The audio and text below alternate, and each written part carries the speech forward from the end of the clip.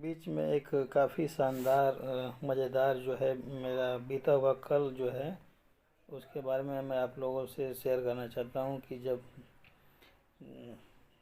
बहुत समय पहले की बात है, करीबन 10 15 15 20 साल हो गया होगा। सन 2004 में मैं जब मुंबई गया था पहली बार। मेरे फूफा वहाँ रहते थे, तो मेरे बड़े भैया वहीं रहते थे, तो उन्होंने मुझे कहा कि चले आओ मुंबई, यहाँ मिल के हम लोग काम करेंगे। तो मैं वहाँ पे मुंबई जो है चला गया। मुंबई जाने के बाद मैं मुंबई तो पहुंच गया। मैं वहां पे उतर गया दहीसर।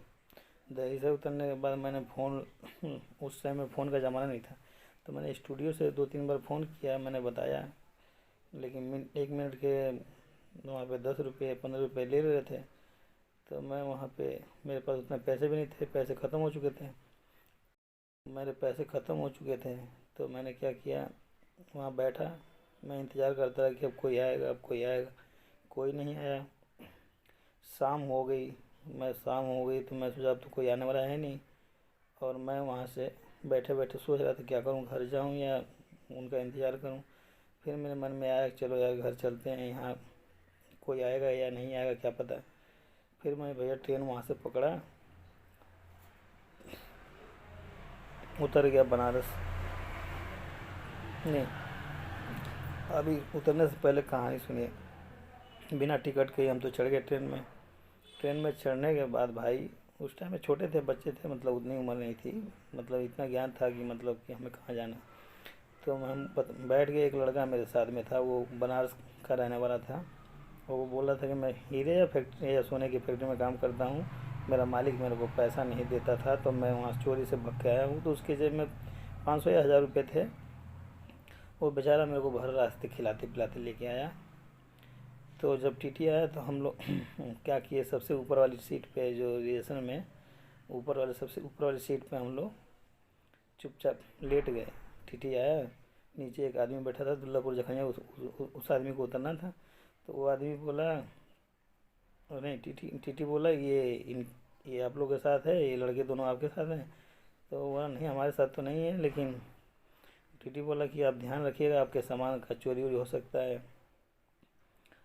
हम लोग को टीटी बोला तुम लोग के पास टिकट है? हम लोग बोला सर हम लोग ना तो पैसे हैं, ना तो कुछ है मेरे पास। मैं 3 4 दिन से भूखा भी हूँ, अब कुछ खाया पिया भी नहीं हूँ। तो टीटी बोला ठीक है, तुम लोग चुपचाप वहाँ बैठे रहो, अब चले जाना वहाँ से बैठ के, जहाँ जाना है वहाँ उतर जाना। वो आदमी बहुत ही अच्छा था, बहुत ही ईमानदार इंसान था। वो बोला तुम लोग टेंशन मत लो, हमारे सीट के ऊपर सो जाओ, कोई दिक्कत नहीं, मैं बैठा हूँ नीचे। हम लोग सो कर के आए मुगल सराय, अरे बनारस। बनारस उतर वो लड़का उतर गया। हम लोग मिले, बोले ठीक है कभी मिलेंगे ज़िंदगी में तो फिर। लेकिन आज तक उस लौंडे से मुलाकात नहीं हुई, ना भेंट हुई, ना आज तक कभी न दिखा वो लड़का। तो हम मुगल सराय से, अरे बनारस से जब आगे बढ़े तो इंदारा आके उतर गए। मेरे जेब में तो पैसे उतने थे नहीं। मैं इंदारा रेलवे स्टेशन पे बैठा बैठा शाम हो गई, क्योंकि गांव में जो लोग होते हैं, तो अगर 2 4 दिन के बाद अगर आता है शहर से, तो सोचते हैं कि इतना जल्दी चला आया, कमाने गया था, कमाया नहीं, भाग के चला आया। तो लाज लगती थी उस टाइम में। तो शर्म के मारे मैं सुबह से लेकर शाम तक वहीं बैठा रहा इंदिरा रेलवे स्टेशन पे। शाम हो गई तो 8 बजे मैं जो है, इधर मेरे घर वाले दुनिया में नहीं होगा ये, क्योंकि 4 दिन 5 दिन हो गए थे, 5 6 दिन हो गए थे। तो उन्होंने रो रहे थे, क्योंकि उस टाइम फ़ोन का ज़माना नहीं था। तो जब मैं रात को इंदारा से चला, तो पैदल पैदल ही, मऊ से तो पैदल आया था इंदारा, इंदारा से फिर पैदल गया मैं अपने घर रईसा। तो जब मैं अपने घर गया तो सारे रो रहे थे, तो मैं वहाँ पे छुप गया एक टाटी का, उस टाइम में मेरा घर मड़ई का टाटी का था, तो उसके पीछे मैं छुप गया। तो सब लोग खाना वाना बना रहे थे, खा रहे थे, और रो भी रहे थे। तो मैं टाटी के पीछे छुपा था, तो कुछ आवाज़ किया, तो मेरे पापा जो थे वो लकड़ा लेके आए। और टाटी मम्मी बोली "वो कुत्ता होता है, देखो कहीं टाटी टटिया उटिया में छुपल तो नहीं के, कुकरा मारा हो के भगावा"। तो पापा जब लाठी लेके आए, मैं भग के वहाँ से गया तुरंत। मेरी दादी जिंदा थे उस टाइम में।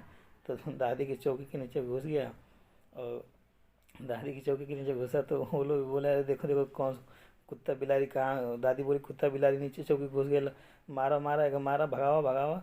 फिर मैं वहाँ से निकल के भागा। फिर एक सिपाही वगैरह थे उनके घर, उनका भी करकट का घर था, उसमें भूसा रखा हुआ था, उसी में जाके छुप गया। वो लाठी लेके चारों तरफ खोजते रहे। मैं भूसे में जाके छुप गया था, तो कहाँ से मालूम पड़ता कि मैं कहाँ हूँ। तो फिर मैं भूसे में से 1 घंटे के बाद निकला, फिर अपने घर गया। तो घर गया तो सब लोग रो रहे थे, और जब मुझे देखे तो सभी लोग हंसने लगे, और पूछने लगे कि कहाँ था तुम, ना फ़ोन किया ना कुछ। तो मेरे फ़ोन का ज़माना था नहीं, तो फ़ोन कहाँ से करता। अब फ़ोन भी था तो मेरे पास पैसे नहीं थे, तो फ़ोन कहाँ से करता। तो फ़ोन तब देखे मुझे तो सारे लोग हंसने लगे, सब लोग खुश हो गए, क्योंकि जब मैं 4-5 दिन 6 दिन के बाद आया था घर पे, तो सभी लोग खुश हो गए, सब लोग हंसने लगे। अपने परिवार में मैं फिर से खिलखिलाता हंसता हुआ अपने परिवार में अपना घुल मिल गया, और मैं अपने परिवार के साथ खाना पीना खाया, फिर सोया, सारी कहानियाँ बताया कैसे कैसे क्या हुआ। उसके बाद वो मुझे कहीं बाहर वार नहीं भेजे। फिर मैं 2006-07 में निकला दिल्ली। दिल्ली में काफ़ी 15-16-17 साल में काम किया। फिर दिल्ली से मैं आया लखनऊ। लखनऊ में मेरे को 3-4 साल हो गए, 3 साल हो गए। अब यहीं मैं काम धाम करता हूँ, यहीं रहता हूँ।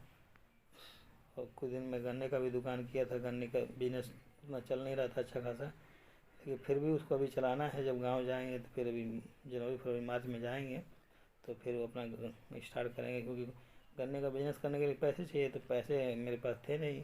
अब मैं जो है कमा रहा हूँ, तो अब कमा करके थोड़ा पैसे ले जाऊँगा। तो जो गन्ने वाले हैं उनको 5-10 हैं, उनको मैं 5-10 हज़ार रुपये दूँगा। तो गन्ने वो मुझे मंडा का 5 मंडा 10 मंडा मैं इकट्ठा मैं पूरा तो कुतौ में खरीद लूँगा, खरीद के अपना उसी में से 1 कुंटल 2 कुंटल 3 कुंटल लेके आता रहूँगा, बेचता रहूँगा, और 2 पैसे अपना ज़िंदगी का गुजर बसर कैसे भी करूँगा। क्योंकि जीना है तो कुछ ना कुछ करना ही पड़ेगा।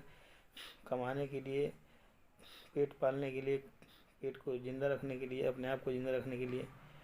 जब पेट में भोजन नहीं जाएगा तो आदमी ज़िंदा कहाँ से रहेगा। तो भैया हर एक बंदे को मैं हर एक इंसान से यही कहना चाहूँगा कि आप लोग भी कमाइए। आप अपने माँ बाप के ऊपर बोझ मत बनिए, और किसी के ऊपर बोझ बनने की आपको ज़रूरत नहीं है। आपके भगवान ने हाथ पैर दिए हैं, आप कमाइए और खूब कमाइए, और जीवन में सफल बनिए और आगे बढ़िए। पीछे मुड़ के मत देखिए, पीछे मुड़ के देखने से कोई फ़ायदा नहीं है। जो आगे निकल गया वो हमेशा आगे ही निकला रहेगा, जो पीछे मुड़ के देखेगा तो वो पीछे ही रह जाएगा। तो जब आगे निकल जाएंगे तो आपको पीछे मुड़ के देखने की आवश्यकता ही नहीं पड़ेगी। जीवन में ऐसे ही हमेशा मेहनत करते रहिए, क्योंकि मेहनत का फल हमेशा मीठा ही होता है। और मेहनत करेंगे, कर्म ही पूजा है, कर्म ही भगवान है। कर्म करते रहिए, फल की इच्छा मत करिए।